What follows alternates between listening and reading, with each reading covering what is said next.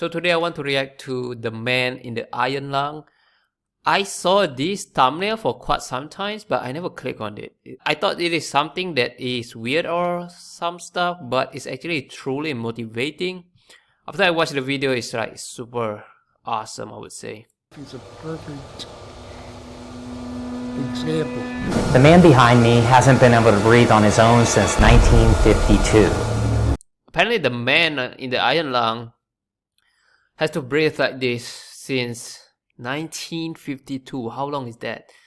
It's like almost 70 years, guys. Right now it's 2021. 70 years. Man, it's insane. Can you imagine that? Living in this thing for 70 years? But that hasn't stopped him from living a great life. Keep watching. You'll see what I mean. Hello, my name is Paul Alexander. Paul Alexander. Strongest guy I've ever seen. But they call me the man in the iron lung. Paul spends almost every moment of his day in an iron lung, which is the only thing that's keeping him alive. That's because he's paralyzed from the neck down, so without it, he can't breathe. The machine helps him breathe by using negative pressure to take air into his lungs. Wow, that machine is sophisticated. But I never see someone who, got into this machine. They usually have, maybe I saw some machine that help people breathe when they have lung problems, but I never seen this one like this. It all started when Paul caught the polio virus when he was just 6 years old. So he got into that condition because of polio virus? During one of the worst polio outbreaks in history. A time which feels all too familiar with today's coronavirus pandemic. Yep, 2021, bro. The pandemic was shut down. What did it feel like when you first got polio? Well, I started feeling ill and plain. I ran inside to get Mom, and she turned and looked at me, and she said, "Oh my God, not my son." Over the next 5 days, his mom kind of know it. the ability to move, Oh man. did not hold me up, and then I couldn't breathe. He was at home under the care of his mom and dad, and they realized he wasn't breathing. They rushed him to the hospital, and the emergency room physician I wouldn't say wasn't breathing. I would say that trouble breathing. He wasn't breathing. He would be dead already. examined him and pronounced him dead. Sometime later, another doctor came through, Oh God, is it some miracle? picked me up, according to my mother, and ran upstairs with me, performed a tracheotomy, Tricky. put me in the iron lung. This would make anyone feel like They already have this some sort of tracheotomy, and that's already sophisticated back then. The device to help people with trouble breathing. giving up. But just wait, you'll see that that isn't the case. It was hard, painful, and tiring. But I never gave up, and I'm not going to. 18 months later, he left the hospital and came to his residence in Dallas, Texas, but his life was never going to be the same. He couldn't play sports, he couldn't go to church, and he couldn't hang out with his friends. Man, that sucks. Imagine life. You cannot go out, you cannot hang out, you cannot meet your friends, and especially, find the mates, the other opposite sex. If we cannot do that, it sucks, man, life. What's my teeth?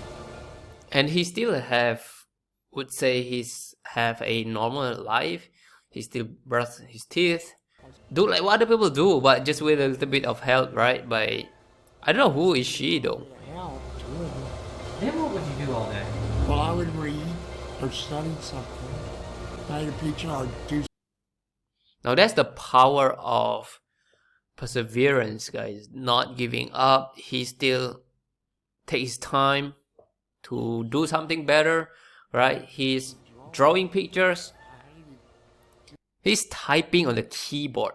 Back then, when my keyboard got problem and I didn't have money to afford buying keyboards, I used virtual keyboard. Do you know how hard it is to type a article, blog post using virtual keyboard. You literally gotta press it like using mouse, and it takes, man, extra work. Usually I can get a blog post done in 30 minutes. It will take me like 3 hours because I need to click the alphabet from the virtual keyboard. Just watching TV. Paul worked hard to graduate with honors from high school, but I did not get into college. And did you know that? He eventually got into college. I wanted to be a lawyer for a long time. And he became a lawyer, hard guys. work, Paul passed the bar and became a lawyer. Get out. Crippled, became a lawyer. If you look at the society, human, most of them, they make excuses. Yeah, I have a lot of friends, they make excuses. They wanted to start a YouTube channel.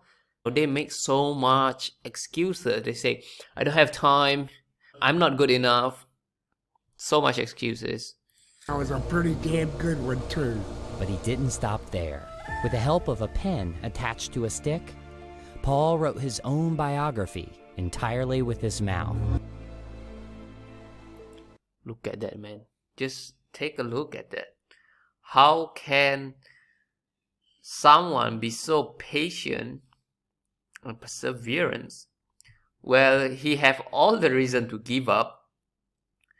You will see in the comment that he have every reason to give up and be a victim of his circumstances, yet he chose to persist and become something great. I mean, there's no word to describe this man anymore. He's like truly a legend. And it applies to everyone. When you want to achieve something, you should not make excuses. The only reason why you make excuses, maybe you don't want it enough. You don't want it bad enough. So that's why you are making excuses.